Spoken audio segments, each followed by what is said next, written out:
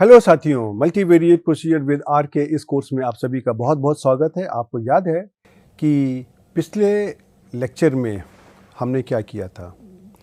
पिछले लेक्चर में हमने वन सैंपल टेस्ट की बात करी थी और जहाँ पर हमने ये एज्यूम किया था कि हमारा जो वेरिएंस है वो हमको नोन है, पहले से पता है। लेकिन आप अगर देखोगे तो प्रैक्टिस में आपको ये जो आपका वेरिएंस है ये आपको यूजुअली अननोन होता है, राइट।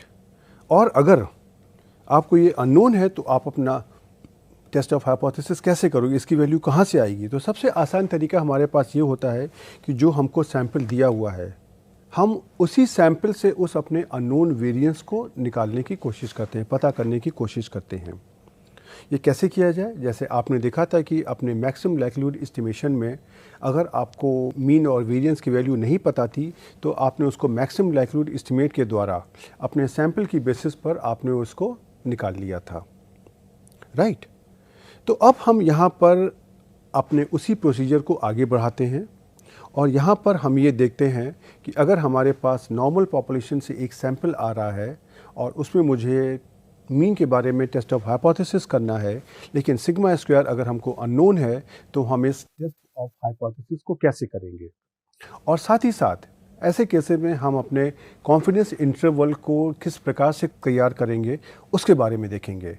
आपको याद है कि पहले वाले केस में आपने देखा था कि जो कंपोजिशन पैकेज में जो हमने गॉस डॉस कमांड का इस्तेमाल किया था उसके अंदर आपको कॉन्फिडेंस इंटरवल आपको अलग से निकालना पड़ा था, लेकिन आप यहाँ पे देखोगे कि आपको यहाँ पे कॉन्फिडेंस इंटरवल का बिल्ट इन फंक्शन होता है।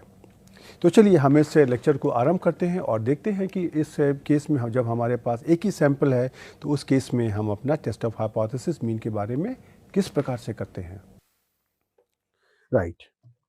तो अब हम यहाँ पर अपने टी टेस्ट की बात करने वाले हैं। तो यह जो हमारा टी टेस्ट होता है इसका नाम इस प्रकार से आया कि आप इसकी जो भी टेस्ट स्टैटिस्टिक्स देखेंगे उसका डिस्ट्रीब्यूशन हमारा टी डिस्ट्रीब्यूशन आ जाता है।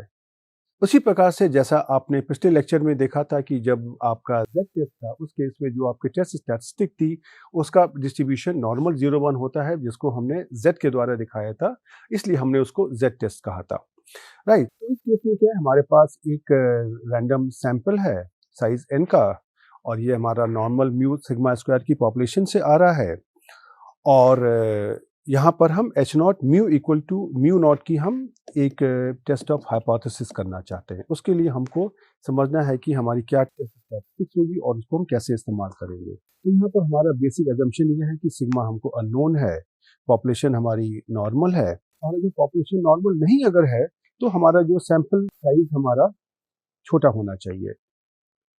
इसके पीछे अब आपको ध्यान होगा कि जब मैंने सैम्पलिंग डिस्ट्रीब्यूशन की बात करी थी वहाँ पर मैंने आपको टी डिस्ट्रीब्यूशन के बारे में बताया था कि जब हम अपना टी डिस्ट्रीब्यूशन को हम प्लॉट करते हैं और साथ में हम अपने नॉर्मल डिस्ट्रीब्यूशन को प्लॉट करते हैं तो अगर जब हमारा डिग्रीज ऑफ फ्रीडम की वैल्यू हमारी 30 से ज़्यादा हो जाती है तो नॉर्मल डिस्ट्रीब्यूशन और टी डिस्ट्रीब्यूशन का कर्व हमारा एक सा हो जाता है, अर्थात कि उस केस में हमको अपना अगर टेस्ट ऑफ हाइपोथेसिस का फैसला चाहे नॉर्मल से करना है चाहे जेड से करना है या टी से करना है, दोनों में कोई अंतर नहीं आएगा।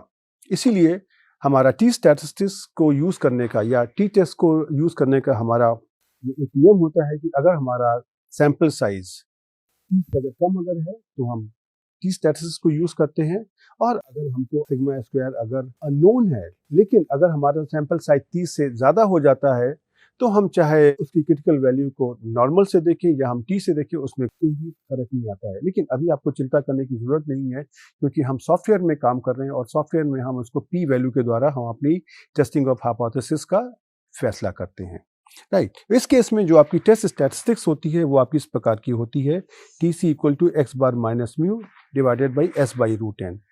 ऐसा आपका यहाँ पर क्या है, ये आपका सिग्मा स्क्वायर का एस्टिमेटर है और आप देख सकते हो कि ये आपका मैक्सिमम लाइक्लीहुड एस्टिमेटर नहीं है लेकिन इसका जो डिवीज़र है वह n-1 है। इसके अंदर खास बात क्या है कि अगर हम expected value of S square अगर हम निकालेंगे तो ये हमारी सिग्मा स्क्वायर के बराबर आएगा। तो ये जो एस स्क्वायर है ये हमारा सिग्मा स्क्वायर का एक अनबायस्ड एस्टिमेटर है, राइट। तो अब आप देखिए अगर आपको ये किसी स्टैटिस्टिक्स को निकालना है तो एक्स बार की वैल्यू कहाँ से आ जाएगी, ये आपकी सैंपल से आ जाएगी। म्यू की वैल्यू आपको दी है H not mu equal to mu not, जो भी दिया रहेगा। इसकी वैल्यू भी आप यहाँ पे सैंपल से निकाल सकते हैं, और स्मॉल एन की वैल्यू सैंपल साइज है जो आपको पहले से पता है, राइट। तो ऐसे केसेस में अगर हमको अपना टेस्ट ऑफ हाइपोथेसिस एग्जीक्यूट करना है तो हमको क्या करना होगा, सबसे पहले हमको अपना लेवल ऑफ सिग्निफिकेंस फिक्स करना होगा अल्फा की वैल्यू को, चाहे हम 5% पे 1% पे जो भी मन चाहे ले लें, 0.05 0.10। और ये जो हमारी टेस्ट स्टैटिस्टिक्स है, ये जो हमने लिखा हुआ है, ये अंडर एच नॉट करते अगर हैं कि अगर जब हमारी एच नॉट हमारी सही होती है तो इसका जो हमारा डिस्ट्रीब्यूशन होता है, ये हमारा टी डिस्ट्रीब्यूशन होता है with n-1 degrees of freedom. तो यही बात मैंने आपको यहाँ पे बताने की कोशिश करी है कि ये जो हमारा टेस्ट स्टैटिस्टिक्स है, इसका हमारा टी डिस्ट्रीब्यूशन होगा और इसकी डिग्रीज ऑफ फ्रीडम हमारी n-1 होंगी। तो इसके केस में जो भी हमारी क्रिटिकल वैल्यूज़ हैं, उसको हम अपने टी n-1 डिस्ट्रीब्यूशन के द्वारा निकाल सकते हैं। इसको चाहे हम अपनी टेबल से भी देख सकते हैं, जहाँ पर हमको अल्फ़ा की वैल्यू दी होती है और साथ में डिग्रीज ऑफ फ्रीडम की वैल्यू भी दी होती है, वहाँ से भी निकाल सकते हैं। या हम उसको अपने सॉफ्टवेयर में डायरेक्टली हम पी वैल्यू के द्वारा भी इस्तेमाल कर सकते हैं। और जब हमारा अगर सैंपल साइज़ बड़ा हो जाता है, 30 से ज़्यादा हो जाता है, तो टी डिस्ट्रीब्यूशन को हम नॉर्मल के द्वारा भी अप्रॉक्सीमेट कर सकते हैं, राइट। तो अब देखिए, इस केस में अगर हमको अपनी पी वैल्यू को अगर डिफाइन करना है तो उसको हम इस प्रकार से डिफाइन करते हैं कि एक हमारे पास टी स्टैटिस्टिक्स है जिसका हमारा डिस्ट्रीब्यूशन हमारा है, टी डिस्ट्रीब्यूशन है with n-1 degrees of freedom. तो टेस्ट के केस में जो हमारी पी वैल्यू होगी, वो हमारी इस probability T greater than absolute value of TC की डबल होगी, और राइट टेल टेस्ट में ये हमारी probability T greater than TC होगी, और लेफ्ट टेल टेस्ट में probability T less than TC हमारी होगी। और हमारा नियम क्या है कि अगर हमारी पी वैल्यू हमारी अगर अल्फा से कम हो जाती है, देन हम एच नॉट को हम रिजेक्ट कर देते हैं in favour of H one, और यहाँ पे हम लेवल ऑफ सिग्निफिकेंस हमारा 100 अल्फा % होता है। बिल्कुल वैसा ही है जैसा हमने पहले के केस में किया था। अब अगला सवाल आता है कि इसको हमको अपने आर सॉफ्टवेयर में किस प्रकार से इम्प्लीमेंट करना है। तो उसके लिए हमारा जो कमांड है वो हमारा बेस पैकेज के अंदर ही होता है। यहाँ पे कोई आपको एडिशनल पैकेज की ज़रूरत नहीं पड़ती है, और हमारा कमांड होता है t.test, राइट। इसके अंदर हमारे कई सारे ऑप्शंस होते हैं, और हम आपको ये भी बताना चाहेंगे यहाँ पे कि हम अपने 1 सैंपल टेस्ट और 2 सैंपल टेस्ट में हम इसी कमांड का यूज़ करते हैं, और हमारा कमांड एक ही रहता है। उसके अंदर हमारे जो डिफरेंट आर्ग्यूमेंट्स होते हैं वो हमारे बदल जाते हैं। जैसे जिस प्रकार से मैंने आपको पहले वाले लेक्चर में बताया था, वही कार्य यहाँ भी होगा। जैसे मैंने कहा कि t.test हमारा कमांड है, और ये जो x है ये हमारा 1 सैंपल का डेटा है, पहले सैंपल का। लेकिन चूंकि हमारा यहाँ पे दूसरा सैंपल नहीं है, तो दूसरे सैंपल का डेटा जो हम वाइस देते हैं उसको हम यहाँ पे लिख देंगे नल। उसके बाद में हमारे पास जो अल्टरनेटिव है, ये हमारा 2 साइडेड, लेस देन या ग्रेटर देन, जो भी हमारी हाइपोथेसिस अल्टरनेटिव हाइपोथेसिस है उसके हिसाब से हो जाएगा। म्यू की वैल्यू हमारी यहाँ पे 0 है, क्यों? क्योंकि एच नॉट हमने लिख दिया है μ1 minus μ2 is equal to 0, right. और यहाँ पे हमने लिया हुआ है paired is equal to false, right. Paired equal to false का कार्य ये होता है कि जब हमारे पास 2 सैंपल होते हैं, तो दोनों सैंपल हमारे आपस में इंडिपेंडेंट हो सकते हैं या वो डिपेंडेंट हो सकते हैं। तो अगर हमारे सैंपल्स हमारे डिपेंडेंट होते हैं, तो वहाँ हम लोग पेयर टी टेस्ट का इस्तेमाल करते हैं। उसके बारे में हम अगले लेक्चर में बात करेंगे। लेकिन अभी तो यहाँ पर हमारे पास चूंकि एक ही सैंपल है, तो इसलिए हमारा यहाँ पे पेयर की वैल्यू हमारी आ जाएगी फॉल्स। और यहाँ पे फिर हमारा एक कमांड, एक ऑप्शन होता है variance dot equal, VAR dot equal. यहाँ पे हम इसको फॉल्स कर देंगे। ये कमांड हमारा जब हम 2 सैंपल में टी टेस्ट की बात करेंगे, 2 सैंपल टेस्ट ऑफ हाइपोथेसिस की बात करेंगे, देन वहाँ पर ये इस्तेमाल होगा कि दोनों पॉपुलेशन से जो हमारा सैंपल आ रहा है, उन पॉपुलेशन का वेरिएंस हमारा बराबर है कि नहीं है, राइट। अब साथ में यहाँ पे हमको इसको कॉन्फिडेंस लेवल देना होता है, उसको हम देते हैं conf डॉट लेवल, और इसको हमने यहाँ पे उदाहरण के लिए दे दिया 0.95। यहाँ पर आपको ध्यान देना है, यहाँ पर हमने जो कॉन्फिडेंस लेवल है ये आपका 1 माइनस अल्फ़ा की वैल्यू होती है। तो यहाँ पे अल्फ़ा की जगह हम यहाँ पे 1 माइनस अल्फ़ा की वैल्यू देते हैं। अल्फ़ा आपका क्या है? प्रोबेबिलिटी ऑफ टाइप 1 एरर या लेवल ऑफ सिग्निफिकेंस। ये बात आपको यहाँ पर ध्यान देनी है कि यहाँ पे आपको अल्फ़ा की जगह 1 माइनस अल्फ़ा की वैल्यू देनी पड़ती है, राइट। और जैसा मैंने आपको बता दिया कि ये एक्स और वाई के और अल्टरनेटिव हाइपोथेसिस के हमारे किस प्रकार के इंटरप्रिटेशंस होते हैं, म्यू के बारे में भी मैंने आपको बता दिया। उसी तरह से पेयर्ड के बारे में भी आपको बता दिया कि पेयर्ड हमारा एक लॉजिकल वेक्टर होता है। अगर मुझको पेयर्ड टी टेस्ट करना है तो हम बोल देंगे ट्रू, अदरवाइज फॉल्स। उसी तरीके से वेरिएंस डॉट इक्वल के बारे में मैंने बता दिया कि अगर दो सैम्पल टेस्ट में अगर हमारा वेरिएंस अगर इक्वल होता है तो हमको देना है ट्रू, और अगर अनइक्वल है तो हमको देना है फॉल्स, क्योंकि दोनों के केस में हमारे पास अलग अलग टेस्ट ऑफ हाइपोथेसिस होते हैं। अगले लेक्चर में हम जब टू सैम्पल टेस्ट की बात करेंगे तो वहाँ पे हम इस वेरिएंस को हम इक्वल मानेंगे, क्योंकि अगर हमारे पास ये अनइक्वल होता है देन हमारे पास फिशर बैरन करके एक और टेस्ट होता है, हम उसका इस्तेमाल करते हैं। और कॉन्फिडेंस लेवल हमारा 1 माइनस अल्फा वैल्यू है, जो हमारा कॉन्फिडेंस इंटरवल का जो कॉन्फिडेंस कॉफिशिएंट होता है, वो इसकी बात कर रहा है, राइट।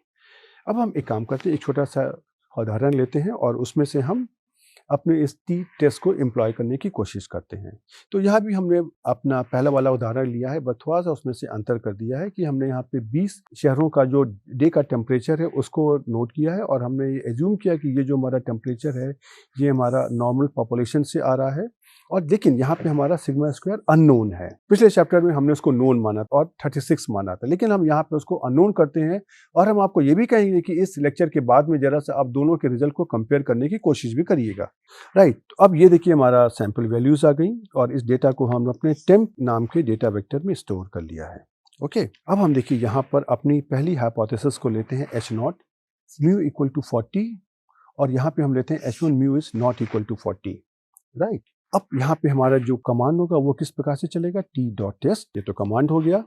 एक्स की जगह मारा जाएगा टेम्परेचर का डेटा 1 सैंपल टेस्ट में, और ये हमारा चूंकि 1 सैंपल टेस्ट है तो y की वैल्यू को हमने यहाँ पे कर दिया नल, राइट। ऑल्टरनेटिव हमने यहाँ पे क्या क्या कर दिया, टू साइडेड। ये कहाँ से आया, यह टू साइडेड हमारा यहाँ से आ रहा है, राइट।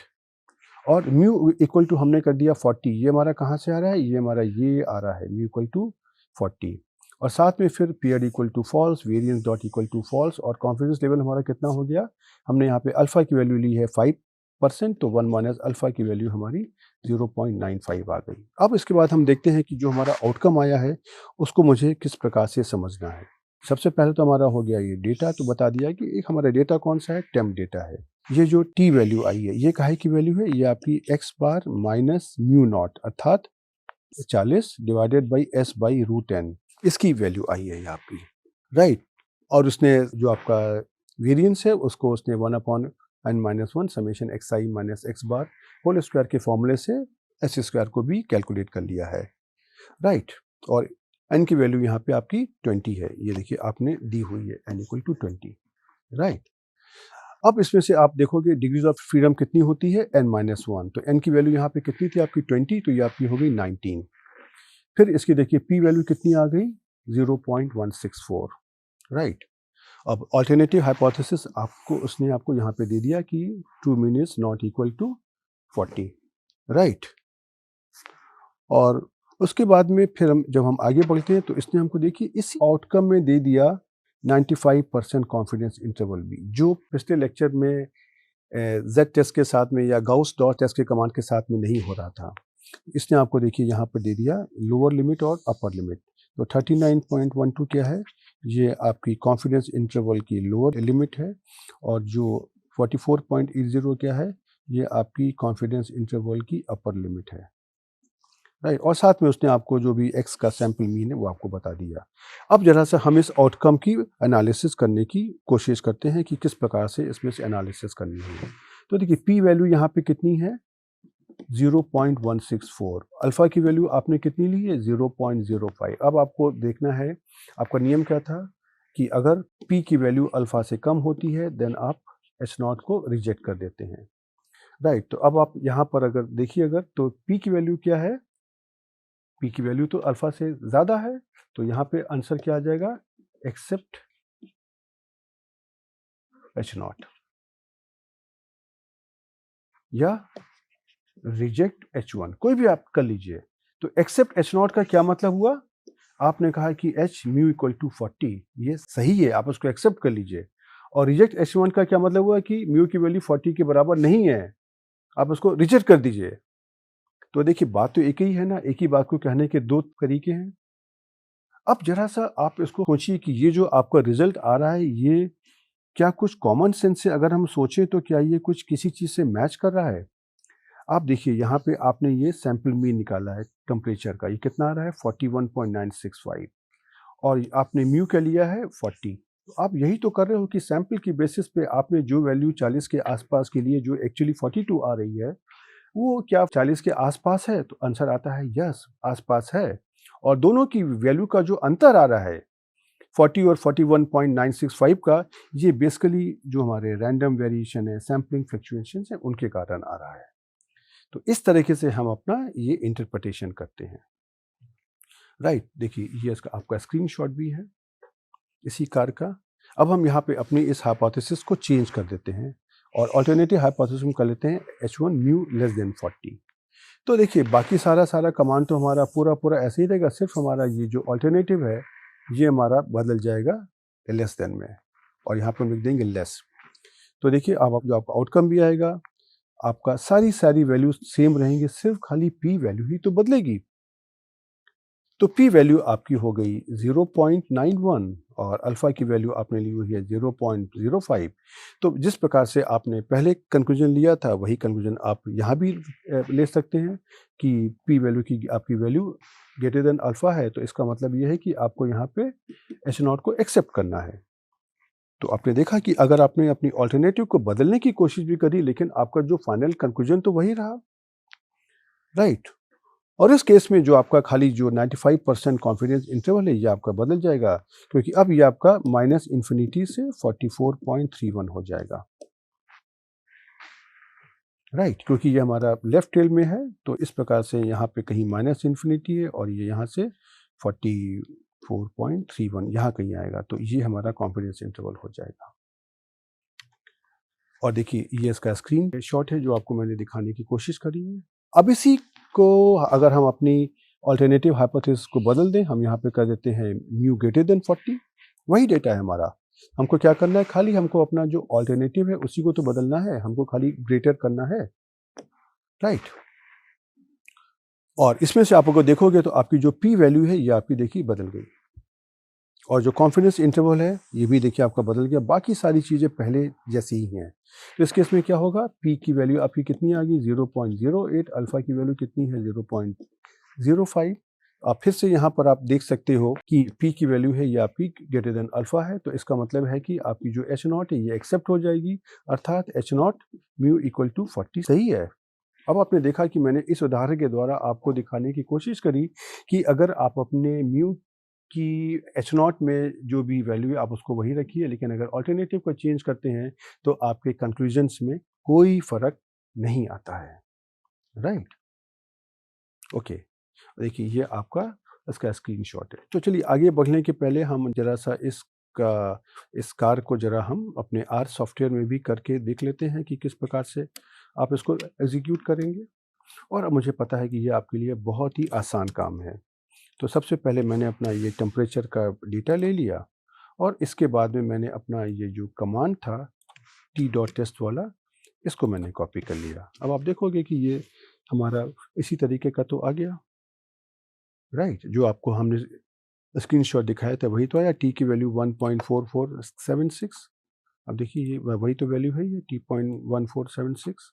और इसी में आप अगर क्या बोलते हैं, अगर अपनी अल्टरनेटिव को अगर लेफ्ट हैंड साइड की आप कर देते हैं तो आप देखेंगे कि ये देखिए ये आपकी वैल्यू आ गई, जो आपको कॉन्फिडेंस इंटरवल माइनस इन्फिनिटी से 44.31 के बीच में आ गया।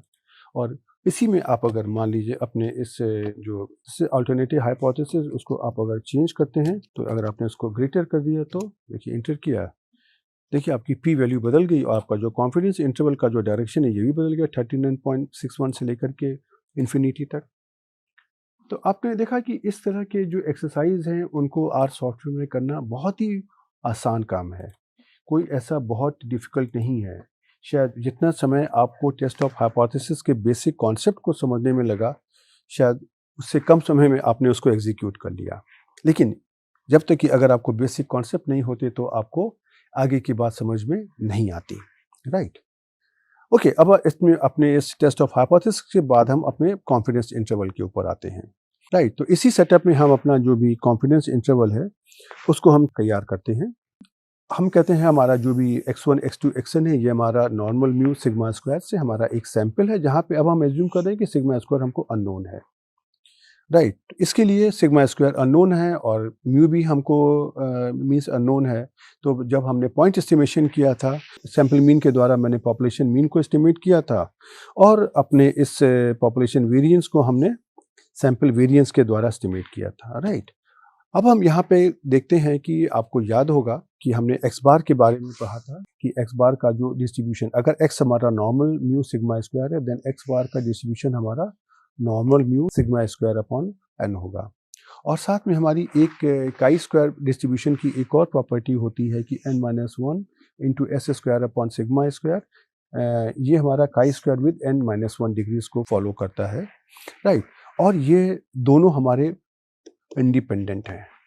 अब अगर ये इंडिपेंडेंट है तो आपको याद है कि आपने टी डिस्ट्रीब्यूशन में क्या किया था, आपने कहा था कि x आपका नॉर्मल है, y आपका काई स्क्वायर है और with n degrees of freedom, और आपने कहा था x divided by y by root n।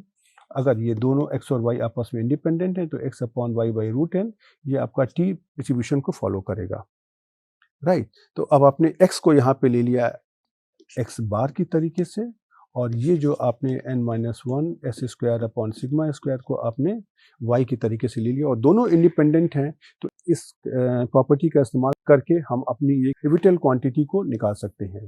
ये पिवटल क्वांटिटी क्या होती है आपको याद है, जब हमने कॉन्फिडेंस इंटरवल की बात करी थी, देन मैंने आपको ये बताया था कि कॉन्फिडेंस इंटरवल को तैयार करने के लिए हम एक पिवटल क्वांटिटी निकालते हैं, जो हमारे, जिसको मैंने g x1 x2 xn theta के फॉर्मेट में लिखा था, कि जो हमारा x1 x2 xn और थीटा का फंक्शन होता है। लेकिन खास बात क्या होती है कि इसका जो डिस्ट्रीब्यूशन होगा वो हमारा पैरामीटर से इंडिपेंडेंट होता है। तो यहाँ पे हमारे पास पैरामीटर कौन कौन से हैं, म्यू और सिग्मा स्क्वायर, राइट। और x हमारा क्या है, x1 x2 xn। तो आप देखोगे कि यहाँ पे ये हमारा टी डिस्ट्रीब्यूशन के लिए ये हमारा हो गया, जैसे मैंने लिया था x, ये हमारा हो गया कैसे मैंने लिया था y divided by square root of n, right, right.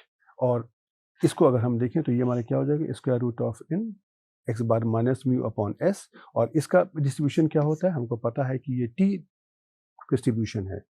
तो अब आपको देखिए समझ में आएगा कि हमने सैम्पलिंग डिस्ट्रीब्यूशन क्यों किए थे, क्योंकि हमको वहाँ से भिन्न भिन्न प्रकार की स्टैटिस्टिक्स हैं जिनका हमको यहाँ पर इस्तेमाल पढ़ना है, उनका हमको डिस्ट्रीब्यूशन यहाँ से मिल जाता है और उसके द्वारा हम अपना टेस्ट ऑफ हाइपोथेसिस और कॉन्फिडेंस इंटरवल दोनों को इस्तेमाल कर सकते हैं, राइट।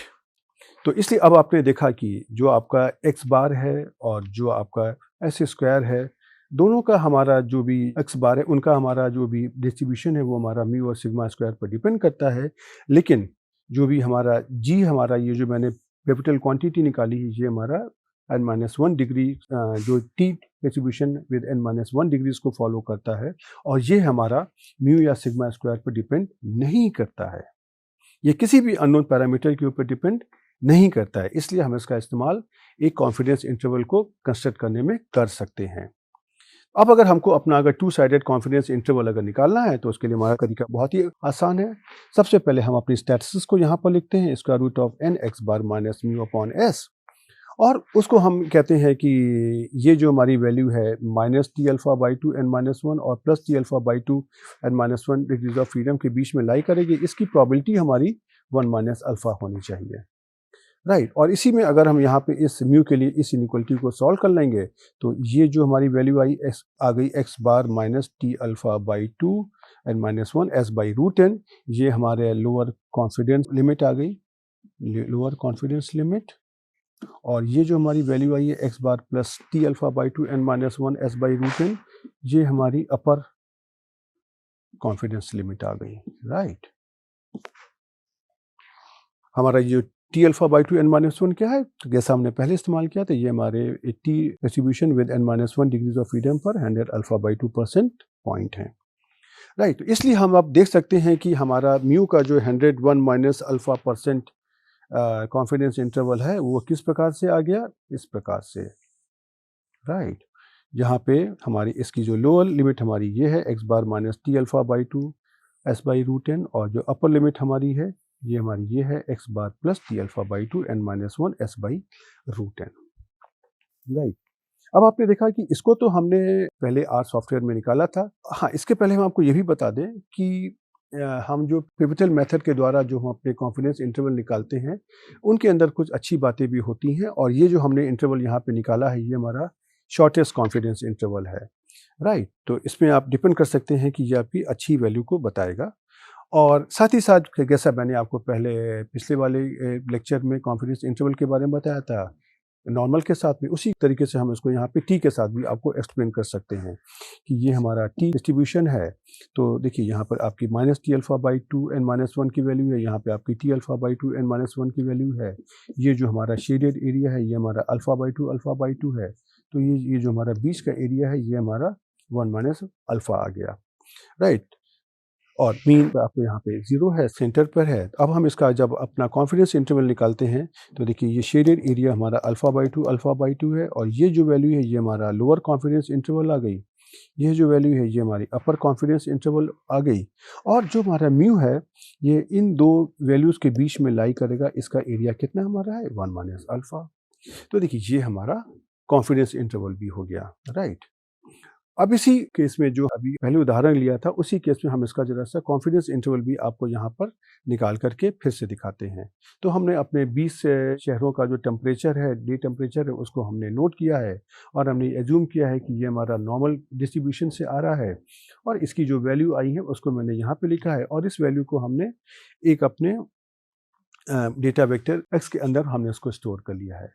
अब हम आपको यहाँ पर ये दिखाना चाहते हैं कि ऑल्दो जब तक कि हम आपको ये अपने पिछले वाले टेस्ट में दिखा चुके हैं कि आपका जो कॉन्फिडेंस इंटरवल है आपका टी डॉट टेस्ट के साथ में निकल आता है। लेकिन अगर आपको सिर्फ खाली कॉन्फिडेंस इंटरवल ही निकालना है, आपको टेस्ट ऑफ हाइपोथेसिस नहीं करनी है, तो उस केस में आप ये कैसे करेंगे?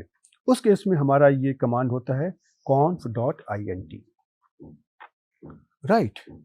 conf डॉट int और इसको हम टी टेस्ट के साथ में इस्तेमाल करते हैं। किस प्रकार से? दो टी डॉट टेस्ट का हमने कमांड लिखा, जो अपना डेटा लिखा एक्स, कॉन्फिडेंस लेवल लिखा, पहले की तरीके से कोई फ़र्क नहीं है और लेकिन साथ में हम यहाँ पे डॉलर और साथ में conf डॉट int लिख देंगे।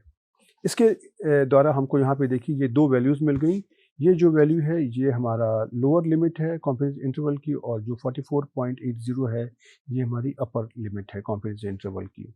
और यहाँ पे आप अगर देखोगे तो ये हमारा 0.95 क्या आ गया? ये हमारा कॉन्फिडेंस लेवल है ये, राइट?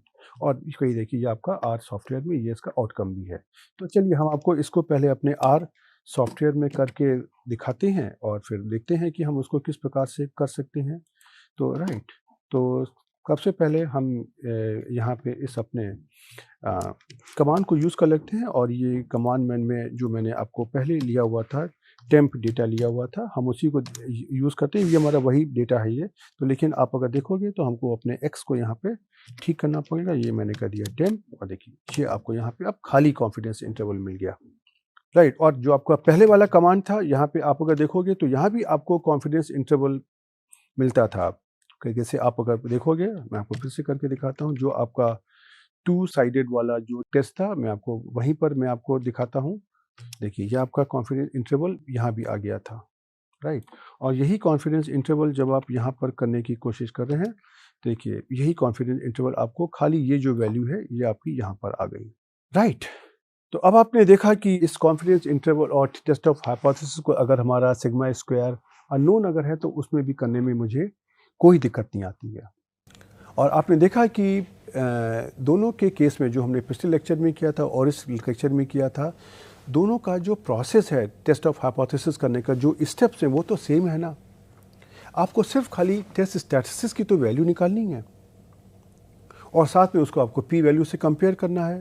लेकिन इसको समझने के लिए बैकग्राउंड में जो उसके बेसिक कॉन्सेप्ट्स हैं, इनको समझना बहुत ही आवश्यक है। अगर आपके पास बेसिक कॉन्सेप्ट समझ में नहीं आएंगे तो आपको ये समझ में नहीं आएगा कि कहाँ पे आपको अल्फ़ा की वैल्यू देनी है और कहाँ पे आपको 1 माइनस अल्फ़ा की वैल्यू देनी है, क्योंकि हर कमांड की अपनी अपनी डिमांड्स अलग अलग होती हैं, उनकी रिक्वायरमेंट अलग अलग होती हैं। लेकिन सबसे इम्पॉर्टेंट बात आपके लिए ये होती, मैंने आपको अभी दो तरीके के टेस्ट बताए मीन के बारे में। एक में सिग्मा स्क्वायर नोन है, एक में अननोन है। अब लोगों को ये एक बहुत बड़ा कन्फ्यूजन होता है कि किस सिचुएशन में हम कौन सा टेस्ट लगाएंगे।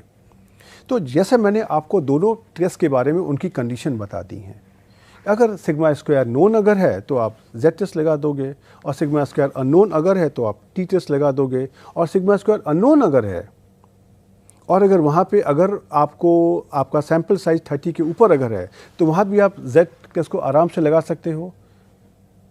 हाँ, लेकिन उस केस में आपको जो भी इसकी सिग्मा स्क्वायर की वैल्यू को आपको अलग से एस्टिमेट करके देना पड़ेगा, या आप अगर टी टेस्ट के अंदर भी करते हो तो खुद ब खुद वो उसको कन्वर्ट कर लेगा।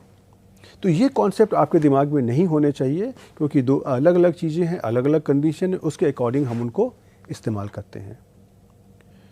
अब हम आपसे रिक्वेस्ट करेंगे कि आप कोई अपने छोटे छोटे उदाहरण लीजिए, छोटे छोटे डेटा सेट लीजिए, और इसमें से मैं आपको कहूँगा कि एक ही डेटा सेट में आप पहले सिग्मा स्क्वायर को नोन मानिए और फिर अननोन मानिए। सिग्मा स्क्वायर की वैल्यू को चेंज करिए और देखिए कि आपके टेस्ट ऑफ हाइपोथेसिस के जो कंक्लूजन्स हैं उसमें से क्या अंतर आता है। आप अपने डेटा के अंदर कुछ और चीज़ों को आप परिवर्तन करिए और फिर देखिए कि आपकी जो टी स्टैटिस्टिक्स है या जो पी वैल्यू है उसमें से क्या अंतर आता है। जैसा मैंने आपको यहाँ पे उदाहरण लेकर के दिखाया कि लोग कहते हैं, लोगों का बहुत बार मानना होता है कि अल्टरनेटिव हाइपोथेसिस को बदलने से हमारे कंक्लूजन बदल जाते हैं। ऐसा कुछ नहीं है, आपके कंक्लूजन्स आपके वही रहेंगे आपके। तो इन चीज़ों की आप प्रैक्टिस करिए और हम आपको अगले लेक्चर में टू साइडेड टेस्ट के बारे में बताने फिर से आएंगे। तब तक के लिए गुड बाय।